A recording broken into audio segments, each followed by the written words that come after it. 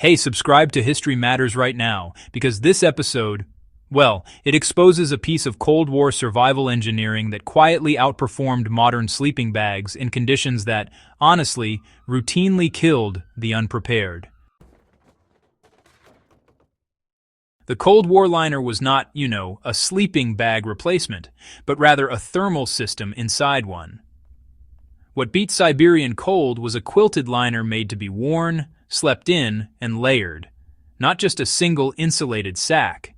Soviet forces and northern labor brigades used padded liners, often cotton-filled and quilt-stitched, that fit inside uniforms, coats, and bedrolls. The real genius was modularity. Insulation followed the body rather than trapping the body inside a single shell.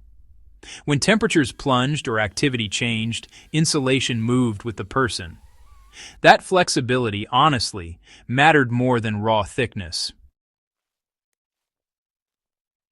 The material choice favored predictability over peak performance. These liners used dense cotton batting rather than down or fragile synthetics. Cotton is often dismissed today because it absorbs moisture, but the Cold War design actually addressed that risk through quilting density and vapor control. The batting was stitched tightly to prevent collapse, maintaining insulation even when compressed. Moisture migrated outward through layers instead of pooling. In extreme cold, where sweat freezes instantly, this really mattered. A liner that kept working while damp was more reliable than one that failed when perfect conditions disappeared. Quilting was the structural secret that kept warmth consistent. The liners were stitched in small, regular cells that prevented insulation from shifting. This avoided cold spots during sleep and movement. Modern sleeping bags rely on baffles to do the same, but the Cold War liner went further by anchoring insulation directly to the body's heat zones. The torso, kidneys, and thighs received denser quilting. To apply this today, you should choose liners or garments with tight, uniform quilting and avoid loose-fill designs that migrate under pressure. Layering strategy, honestly, defeated heat loss better than bulk ever could. In Siberia, insulation was worn in stages. A base layer managed moisture, while the quilted liner trapped heat. An outer shell blocked wind. At rest, that same liner could slip inside a simple bedroll or blanket. The air trapped between layers did the real insulating work.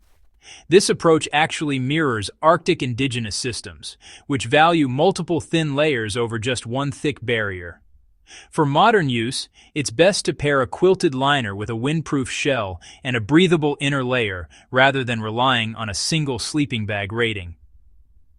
Compression resistance was really the reason this liner worked even on frozen ground. Sleeping bags lose insulation where the body compresses them. The Cold War liner addressed this by spreading insulation across clothing and bedding. Heat retention didn't depend on loft beneath the body alone.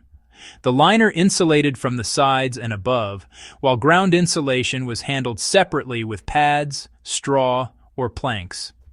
This separation of roles meant that no single component carried the entire burden. Survivalists today should copy this by prioritizing ground insulation and wearable warmth equally.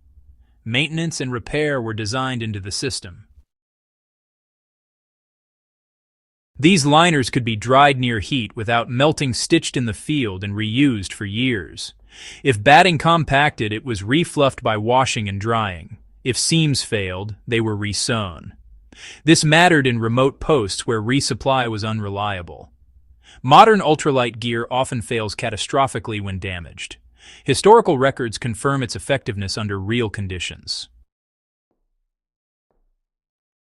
Training manuals and field reports from Soviet and Allied Arctic units describe personnel sleeping outdoors at temperatures below -40 with simple shelters, relying on liners combined with windproof shells.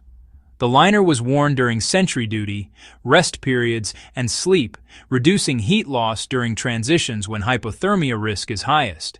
This liner succeeded because it treated cold as a process, not an event. Heat loss happens constantly through conduction, convection radiation, and evaporation. The liner addressed all four without relying on perfect dryness or ideal setup. It slowed heat loss everywhere, all the time. That philosophy, not the exact material, is the lesson worth preserving. Applying this knowledge today requires discipline, not nostalgia. Choose a quilted liner that fits close to the body. Wear it during low activity. Sleep with it inside a windproof layer. Separate ground insulation from body insulation. Vent deliberately to manage moisture. Rewarm gradually. These steps mirror Cold War practice because physics has not changed. What defeated Siberian cold was not a miracle fabric. It was a system built to function when nothing went right. That is why it worked then, and why it still works now. If you value historically proven survival knowledge that was tested where mistakes were fatal, subscribe to History Matters and share this with someone who trusts temperature ratings more than field logic. The Cold War liner beat the cold because it respected it, and that lesson is timeless.